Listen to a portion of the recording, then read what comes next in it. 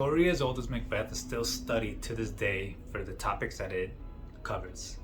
The topics that it covers is pretty much what is your identity, what is your role, what is your purpose, but not only in general, but in every specific situation that the characters are put in. If you're not familiar with Macbeth, it talks about, Macbeth and Lady Macbeth and their roles as husband and wife, their roles as king and queen, peasants, or not peasants, normal people, their roles as friends to other people, then their roles in time, in destiny, in the entire scheme of the timeline that the world is. The story starts off with three witches telling a prophecy. They prophesize that Macbeth is going to become the next king. Macbeth is going to become the next king, and he shall not die unless the forests of the neighboring country move to his kingdom. There's also another set of rules that must happen, but they all seem impossible. So it seems like Macbeth is going to be the king forever. Now, Macbeth and Lady Macbeth find out about this. Macbeth is a little more hesitant. Macbeth as a character as a whole, he's calm, he's chill. He doesn't really like confrontation, he doesn't like to act on things right away, he doesn't like to pounce without knowing the strategy. Lady Macbeth, on the other hand, she is a lioness in a woman's body. She wants to act now, she doesn't care who's in her way, she doesn't care who's gonna get hurt. What she wants, she's gonna get, and when she gets it, it's because she did all that work. Now, they start discussing that there's no way they're going to have Macbeth be the king as long as the old King Duncan is still alive. So she says, we have to murder him. There's no other option. You have to become the king right now. We have to go to his house. We got to go sleep over, have dinner with him, and when he's sleeping, we're going to stab him in his bed. And Macbeth is like, whoa, this is way too much for me. I don't know if I could handle all this. And she's like, well, you better, because don't you want to be a man? Don't you want to be a king? Aren't you supposed to chase after your goals? She tells him multiple times, you're supposed to be a man. And it's very interesting that this book has Lady Macbeth telling her husband what it is to be a man. And so you start thinking to yourself, like, all right, who's really the man in the relationship? Who's really the man in general? And what does it really mean to be a man? Do you have to be aggressive and murderous and always seeking the next step above you to be a man, or can you be a man and be calm like Macbeth always has been? Their marriage hasn't really talked about what they were in the past, but it seems like they've been married and they've been doing quite fine without being king and queen.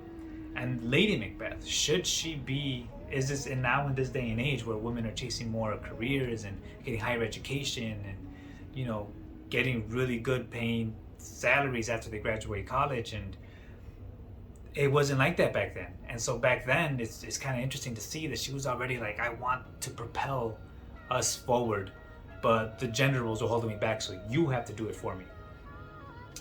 And Macbeth is contemplating. He's just so torn between his morals of, murdering someone and being the husband he should be, following what his wife is asking him to do, following what prophecy is going to lead him to do anyway. And he's like, well, can't I let natural causes play this out? So Lady Macbeth gets her way.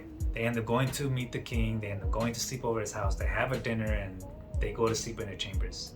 Now, when it's time to act on it, Lady Macbeth is, up all night planning, she's thinking, she's wondering, and she tells Macbeth when it's time. She tells him, let's go do this, go do it now.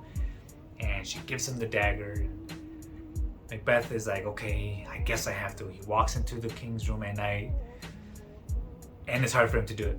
It's just too hard. So Lady Macbeth is like, give me that dagger. She takes it and she tries to go kill him, but even she can't bring herself to do it. She can't follow through her own plan.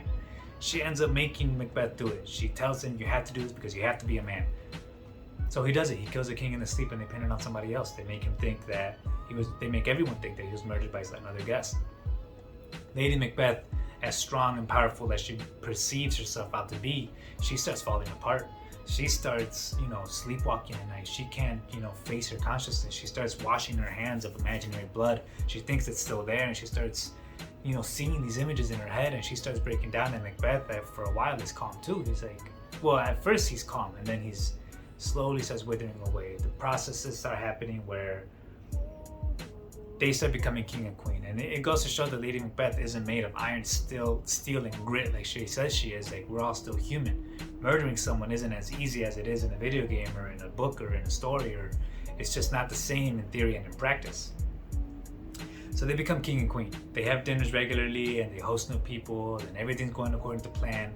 Lady Macbeth is starting to feel better, but now it's Macbeth's turn. He starts imagining. He starts seeing the image of the murdered king sitting at the table, and he starts imagining that they're eating, and he's wondering how was he there if he killed them, and he can't bring himself to rationalize what he's seen because it doesn't meet his imagination, doesn't meet reality. And he starts losing it. He starts receding into his room, and Lady Macbeth keeps covering for him. While this happens at dinner table, she covers and says he has a flu, he has a fever, he just needs to get some rest. And he really doesn't act more after that. Lady Macbeth is the one that takes charge in most of the story. And it isn't until the very end that people start finding out what actually happened. They start realizing that, Macbeth isn't as holy as we thought he was, and he needs to be put down, he needs to be brought to justice. And so people start concocting against them, and they make shields out of the trees from the neighboring country, and they move forward like a forest, exactly like the prophecy said. And it just really goes to show that no matter how bizarre something sounds in fate, if it's in fate, it's going to happen. If it's been foreseen in the future, it's going to happen no matter what you think. And it really goes to talk about, well, what is fate versus free will? Can you really blame Macbeth and Lady Macbeth for all the actions that they did? Or are they just a mere product of their environment? Or are they just, little puppets that the witches played with in their free time? They just wanted to mess things around and stir things up like their cauldron. And so they decided to have fun with it. But it's not really fun when all these things have consequences. Lady Macbeth ends up killing herself at the very end. Everyone dies at the very end, like a classic Greek tragedy, which Shakespeare was inspired from. Everyone at the end is dead. And it really goes to show, was it all worth it? Was it really worth it to seek all that pride and fame that Lady Macbeth wanted, that aggression, that status, that title that she could boast to everyone? What came as a consequence of achieving that? And Macbeth too, not putting his foot down, not, as his wife said, be a man. He really wasn't putting his foot down in anything. He was just following what she said, like a trained animal. And she was like, you do this and this and this. And she was the man of the relationship. She kept just teasing him along with the idea of, don't you want to be a man? But in reality, she was pulling him along on a little string. Now, Macbeth and Lady Macbeth, they were actually talked about in different regards. Lady Macbeth is all of her lines when she spoke, they were written in what Shakespeare called the masculine parameters.